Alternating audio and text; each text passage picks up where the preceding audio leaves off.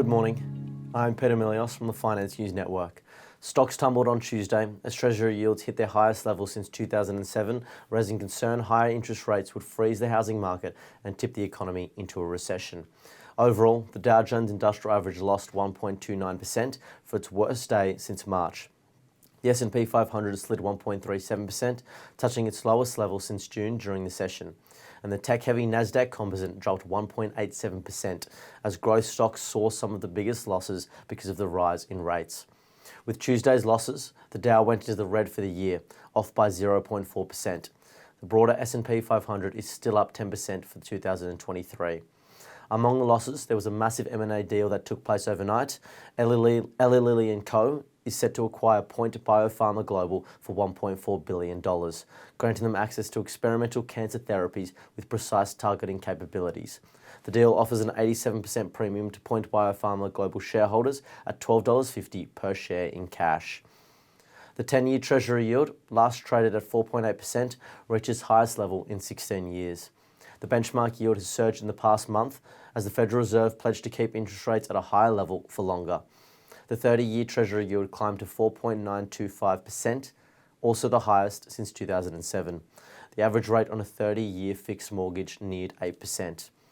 Stocks traded inversely to bond yields throughout the day, moving lower each time as rates spiked. The latest catalyst for the rate boost was the release Tuesday of the August job opening survey, which signalled a tight labour market. The survey showed 9.6 million open roles in the month. Meanwhile, economists polled by Dow Jones had anticipated an 8.8 million jobs. A strong labour market is allowing the Fed to tighten policy without fear it is going too far. The volatility index, known as the VIX, briefly rose above 20 in late morning trading on Tuesday, reaching its highest level since late May.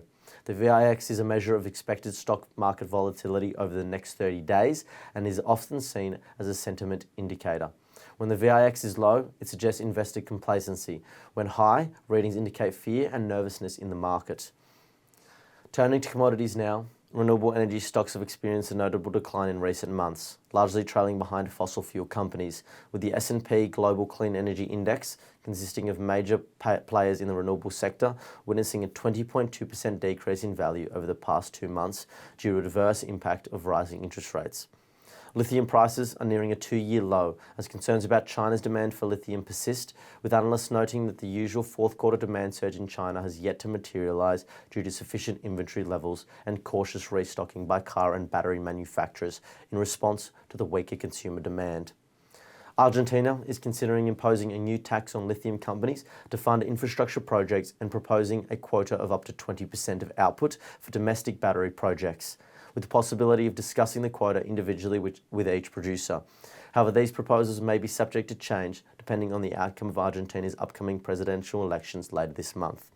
And on the Australian commodity front, mining billionaire Gina Rinehart is reportedly increasing her stake in Liontown Resources, as Euroz Hartleys acquired over 48 million shares in the company after the market closed on Tuesday, suggesting her involvement in the share acquisition.